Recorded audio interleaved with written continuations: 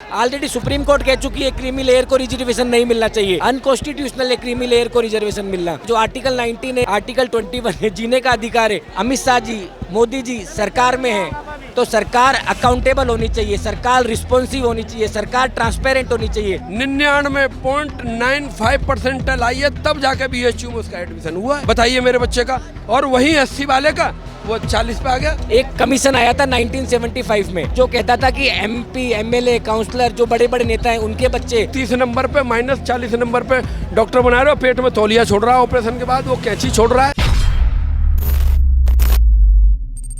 Protest करना हमारा मूलभूत अधिकार है, हमारा फंडामेंटल राइट है। अभी जैसे भाई ने बोला आर्टिकल 19 के बारे में, तो मैं इस बात को थोड़ा बढ़ाता हूँ। आर्टिकल 21 कहता है जीने का अधिकार, हर व्यक्ति को जीने का अधिकार है और जीने के अधिकार में शामिल है हमारा प्रोटेस्ट करने का अधिकार।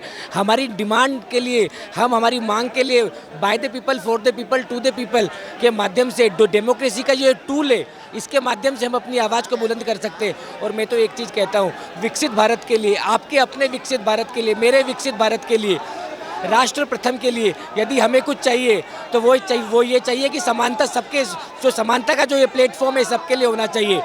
अनइक्वल को इक्वल करना, असमान को समान करना, यही हमारा मेन टारगेट था।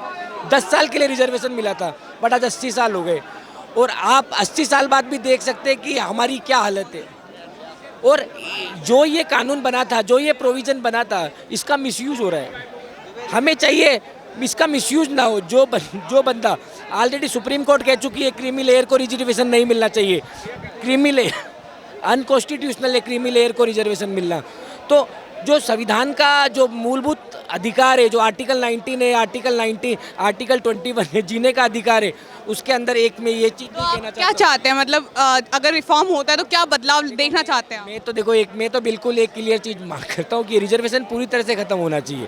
पूरी तरीके से तो सर नहीं हो सकता, जो इतने पुराने टाइम से चलता हुआ। मैं आपको उस पर भी एक बात देता हूँ। आप केरल का एग्जाम्पल लीजिए। केरल के अंदर हमने एजुकेशन को मंदिर की तरह पूजा, तो आज वहाँ पे 95% एजुकेशन है, वहाँ पे लिटरेसी की रेट 95% है। तो वहाँ पर जो ये जाति का जो सिस्टम है वो एक तरह से धुंध हो गया है। ऐसे आप हर मंदिर को, मस्जिद को, गुरुद्वारों को एजुकेशन के एक मोड़ दीजिए, बच्चों को शिक्षित कीजिए। मैं कहता हूँ शिक्षा के अंदर एक कमीशन आया था 1975 में जो कहता था कि MP, MLA, काउंसलर जो बड़े बड़े नेता हैं उनके बच्चे और एक आम आदमी का बच्चा साथ में बैठेगा। उस कानून को लाइए वापस। देश की एजुकेशन के अंदर रिफॉर्म चाहिए। मतलब आपको लग रहा है कि अगर आरक्षण हटेगा तो ये देश हमारा बदल सकता है? बिल्कुल बदल सकता है। यदि आरक्षण बदलेगा, आरक्षण की जो प्रोविजन है धीरे हम इसको बदलेंगे और इसको खत्म करेंगे, तभी मेरा भारत विकसित। पर क्या आपको लगता है कि अगर आरक्षण हट गया तो क्या जातिवाद हट पाएगा? देखो, जातिवाद तो सबके नसों में बसा जातिवाद तो हम खुद क्रिएट कर रहे हैं। आप चंद्रशेखर की बात सुनो, वो कहता है तिलक तराजू और तलवार इनके मारो जूते चार। वो ये कहता है कि हमें भले 30%, 40% सवर्ण समाज हो, पर सिर्फ और सिर्फ वोट देने का अधिकार SC, ST को ही होना चाहिए। जब आप ऐसी बातें सुनते हो तो ऑटोमेटिक समाज ना, सरकार तो बस आरक्षण हटा सकती है ना, जातिवाद तो हमें खुद हटाना पड़ेगा। वो चीज़ हटेगी शिक्षा के द्वारा। आप रिजर्वेशन दोगे और फूट पड़ेगी, और एक दिन ऐसा आएगा। मैं एक सिंपल सा एक एग्जांपल देना चाहता हूँ। एक घर में दो बच्चे थे, 5 साल के, दोनों 5-5 साल के हुए, बिल्कुल हिट एंड फिट थे। एक बच्चे की अचानक तबीयत खराब होने लगी। घर में 2 दूध के गिलास थे। उन्होंने कहा चलो 1 दूध का गिलास दे दो, दूध का गिलास। चलो, डॉक्टर ने कहा कि नहीं, इसको आधा ज़्यादा देना। उसको 1.5 गिलास मिलने लगा। वो धीरे धीरे, इसलिए था ना कि बराबर हो जाए। धीरे धीरे 10 साल बीत गए, 20 साल बीत गए। वो बच्चा अपनी बाप की बपोती समझने लग गया कि नहीं, मुझे तो 1.5 गिलास ही मिलना चाहिए। और आज वो वक्त आ गया जब वो बच्चा कह रहा है, वो बच्चा एकदम हिट फिट है, उससे भी ज़्यादा। और हम बिल्कुल धीरे धीरे उस परिस्थिति में आ गए कि अब हमें 1.5 गिलास मिलना चाहिए। बट ऐसा हो नहीं रहा। हो क्या रहा है? हो ये रहा है कि उसका प्रिजुडिशियल एडवर्स इफेक्ट पड़ रहा है। आज जो सवर्ण समाज है वो हाशिए पे, मानो या मत मानो, जब -40% का बच्चा 96% वाले बच्चे को मात देता है तो कितना दिल दुखता है। और आप सोचिए, क्या ये इक्वलिटी इस्टेब्लिश करने के लिए, क्या ये अनइक्वल को इक्वल बनाने के लिए नहीं है। यदि आप अनइक्वल को इक्वल बनाना चाहते हैं तो शिक्षा को बढ़ावा दीजिए। हो सकता है हेल्थ के सेक्टर में आप दे दीजिए। आप उनको अलग अलग स्पेयर में आगे बढ़ाइए, पर मैं कहता हूँ नहीं, हर चीज़ में रिजर्वेशन, क्योंकि ये मेरा एक मानना है कि जो 47 में जो रिजर्वेशन दिया था उस वक्त तो ठीक है, वक्त की परिस्थितियाँ होंगी, कालांतर की परिस्थिति होंगी, पर आज वो परिस्थितियाँ नहीं है। आज ये रिजर्वेशन हटना चाहिए, और नहीं हटा तो एक दिन ऐसा होगा जब ये अपने आप को श्रवण कहेंगे और हम अपने आप को उल्टा कहेंगे। मतलब आप चाहते हैं कि पूरा आरक्षण हट जाए? पूरा हटना चाहिए, मैं तो पूरा हटाना चाहता हूँ। सरकार के सपोर्ट किस सरकार? सपोर्ट तो देखो, अब मरता क्या ना करता, जो राष्ट्रहित की बात करता है हम उसी के साथ हैं, हम उसी के साथ हैं। मैं एक चीज़ जरूर पूछना चाहूँगा, आज अमित शाह जी, मोदी जी सरकार में है तो सरकार अकाउंटेबल होनी चाहिए, सरकार रिस्पॉन्सिव होनी चाहिए, सरकार ट्रांसपेरेंट होनी चाहिए, और सरकार गवर्नेंस के लिए होनी चाहिए। और सरकार ये सारी चीज़ें जब होंगी, जब जो संविधान के जो मूलचूल बेसिक नेसेसरी जो प्रोविजंस हैं उनमें आर्टिकल 368 के अकॉर्डिंग अमेंडमेंट होगा, तभी भारत एक विकसित भारत बनेगा, मेरा भारत खुशहाल भारत बनेगा। Thank you sir. सर क्या कहना चाहेंगे, ये आरक्षण हटाना चाहते हैं कि रिफॉर्म देखना चाहते हैं? देखो, हम आरक्षण को हटाना नहीं चाहते, हम ये चाहते हैं आरक्षण उन लोगों को मिला जाए जो कि आरक्षण के हित में है, जैसे गरीब लोग हैं, ठीक है। और दूसरी बात, एक चीज़ मैं कहना चाहता हूँ, कांग्रेस पार्टी यहाँ आई, प्रदर्शन करा, सब कुछ हुआ, उनका एक डायलॉग था, झुकेगी सरकार झुकाने वाला चाहिए, उन्होंने झुका भी दिया कांग्रेस पार्टी ने, जबकि उनके पास कोई परमिशन नहीं थी, भूख हड़ताल पे बैठे रहे, दंगे प्रसाद भी करा उन्होंने, सरकार को नुकसान भी करा, गाड़ियाँ भी तोड़ी, सब कुछ करा।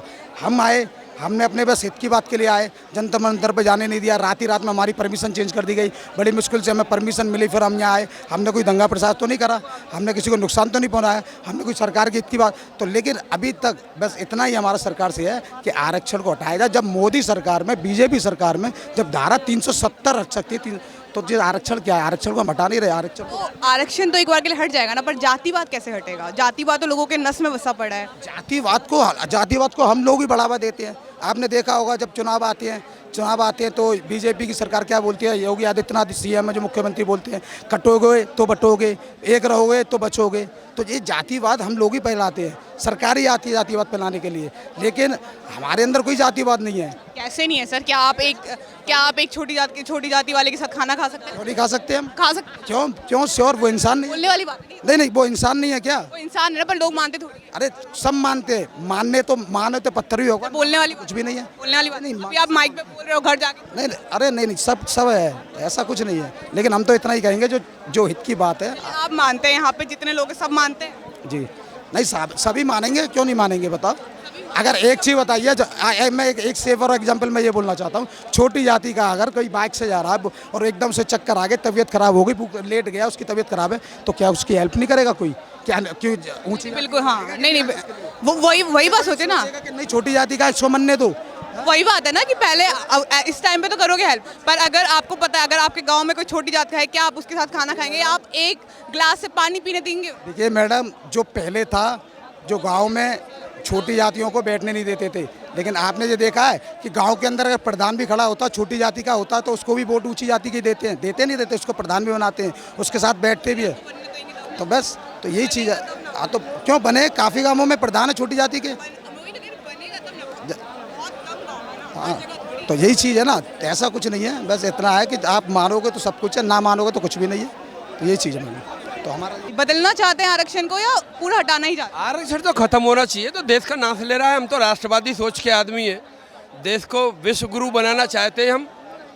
आरक्षण इसलिए नहीं, हम ये कहते हैं ये आरक्षण जो सरकार अपनी नाकामियाँ छिपाती है, कोई भी सरकार हो भाई, 70 साल देश को आज़ाद हुए हो गए, अब तक आपके ऊपर ये जिम्मेदारी थी कि आप प्रत्येक गांव में और प्रत्येक देश के नागरिक के लिए शिक्षा और स्वास्थ्य के ऊपर काम करते। आपने वो काम नहीं किया, आपने काम किया सिर्फ और सिर्फ शराब के ठेके खुलवाने का। भाई आप स्कूल बनवा देते, आरक्षण की जरूरत ही नहीं थी। प्रत्येक देश के नागरिक को, प्रत्येक बच्चे को अधिकार है कि उसे अच्छी स्वास्थ्य लाभ मिले और प्रत्येक बच्चे को स्वास्थ्य शिक्षा मिले। शिक्षा पे तुमने काम किया ही नहीं। आरक्षण इसीलिए तो लागू कर रहे हो कि सीटें कम है, जो बच्चे ब्रिलियंट वही घेर लेंगे। अब जो बच्चे पढ़ने लायक नहीं है बेचारे, जो कमजोर है, उनको नंबर नहीं आएगा। ये तो गलत है। अगर आपके 90% आते हैं, आपको सीट नहीं मिल रही है और 40-50% में आपको सीट मिल रही है, तो बहुत मैं बता रहा हूँ नहीं मिलती है। मेरे बच्चे ने BA LLB के लिए एग्जाम दिया, कैलेट का दिया, उसे कॉलेज मिला वहाँ NLU का, उससे कम नंबर वाले को मिल गया दिल्ली में। साथ खुद हुआ। हरियाणा में मिल गया। अब उस बच्चे को उसने दोबारा CUT का दिया है, 99.95% आई है, तब जाके BHU में उसका एडमिशन हुआ है। बताइए मेरे बच्चे का। और वहीं 80 वाले का वो 40 पे आ गया भाई, 240 पे आ गया। ये हालत तो बहुत खराब है हमारे देश। मैं वो कह रहा हूँ, मैं ये नहीं कह रहा। देखिए, पढ़ने का सबको अधिकार है, हम रोक पढ़ने को किसी को नहीं रोक रहे। हम ये कहते हैं सरकार को ये संसाधन जुटाने चाहिए कि प्रत्येक, चाहे गरीब हो या अमीर हो, प्रत्येक बच्चे को शिक्षा मिलनी चाहिए, प्रत्येक आदमी को स्वास्थ्य लाभ मिलना चाहिए। उस पर काम क्यों नहीं करते, उस पर बात क्यों नहीं करते? आपको लगता है कि इतने टाइम से जो चलता हुआ आ रहा है वो एक दिन के प्रोटेस्ट से या एक महीने के प्रोटेस्ट से ठीक हो जाएगा, हट जाएगा आरक्षण? मैं बता रहा हूँ, इससे देखो, ये लगता नहीं है कि ये सरकार इसमें कुछ संशोधन करेगी, क्योंकि ये अडिग है, इसने जानबूझ के काम किया है। लेकिन ये हम जरूर बता देना चाहते हैं, जैसे मुगलों के अंतिम शासक औरंगजेब थे दाढ़ी वाले, ऐसे ये इसके अंतिम शासक BJP के ये होंगे मोदी जी। अच्छा, दावा दे रहे हैं 1000%। 5% का ही तो अंतर है। 5% सवर्ण वोट इधर गया, ये धड़ाम से नीचे। जैसे आज हम रोड पे, अगले दिन ये रोड पे मिलेंगे तुम्हें, हमारे साथ खड़े मिलेंगे। अगर कहीं हमारे साथ गड़बड़ होगी ना तो ये कहेंगे हम तुम्हारे साथ हैं। अभी तो सत्ता में बैठे हैं ना, इनको कुछ नहीं दिख रहा। हम कितने यहाँ घंटों यहाँ सुबह से परेशान हो रहे हैं, कभी परमिशन कैंसिल कर दी, कभी दे दी। तो ये वहीं आना चाह रहे हैं कि ये सत्ता के मद में चूर हो गए या पागल हो गए, इनको कुछ नहीं दिख रहा है। भाई हम कह रहे हैं प्रत्येक व्यक्ति को पढ़ाइए, आप रोकिए ही मत किसी को, संसाधन बनाइए। आप क्यों नहीं आप शिक्षा के स्कूल खोल ले? अभी आपने सुना होगा यूपी में बहुत स्कूल बंद हो गए। क्यों बंद कर दिए भाई स्कूल? शराब के ठेके, 26,000 स्कूल बंद कर दिया आपने। शराब का ठेका प्रत्येक गांव में खुलवा दिया। उससे क्या विकास हो रहा है? शराब के ठेके से सरकार को राजस्व आ रहा है। 50% पैसा की गड़बड़ होती है, कोई भी काम होता है उसमें 50 पैसे की गड़बड़ होती, 50% की गड़बड़ होती है।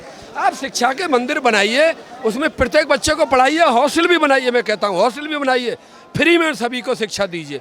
जो बच्चा क्वालिफाइड होगा वो आगे जाएगा, IAS बनेगा, IPS बनेगा, PCS बनेगा, PCSJ बनेगा, क्या दिक्कत है? इंजीनियर बनेगा, डॉक्टर बनेगा। अब तो भाई जिनको तुम 30 नंबर पे -40 नंबर पे डॉक्टर बना रहे हो, पेट में तौलिया छोड़ रहा है ऑपरेशन के बाद, वो कैंची छोड़ रहा है। अगर ये इतना ही विकास चाहते हैं, लोगों में अवेयरनेस होगी, मोदी जी जिसके सबसे कम नंबर हो, जिसे डॉक्टर बनाए और ढूंढ के उससे अपना इलाज करवाएं। एक बार में पता चल जाएगा। अपना इलाज कराने तो विदेश जाएंगे, सवर्ण कास्ट का देखेंगे। काशी राम जी भी सवर्ण कास्ट का कहते थे, SC का मतलब ना, सवर्ण कास्ट का डॉक्टर लाओ, ढूंढ कर नहीं मार देगा ये तो कोई।